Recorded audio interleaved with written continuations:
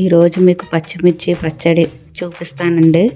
ముందుగా కడిగి ఆరబెట్టుకున్న పచ్చిమిర్చి తీసుకొని ఇలా చిన్న చిన్న ముక్కలుగా కట్ చేసుకొని పక్కన పెట్టుకోవాలండి. కొంచెం మెంతులు, ఆవాలు, జీలకర్ర కొద్దిగా వేయించి మిక్సీ పట్టి పక్కన పెట్టుకోవాలండి. ఇప్పుడు కట్ చేసిన మిర్చిలో ఈ పొడితో పాటు ఉప్పు, పసుపు వేసి బాగా కలపాలి.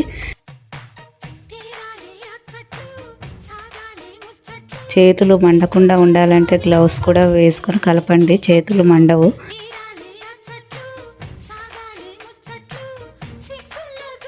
తర్వాత ఒక గ్లాస్ జార్లో తీసుకొని చివర్లో సరిపోయేంత నిమ్మరసం వేసి బాగా కలిపి 2 రోజులు ఊరనివ్వండి.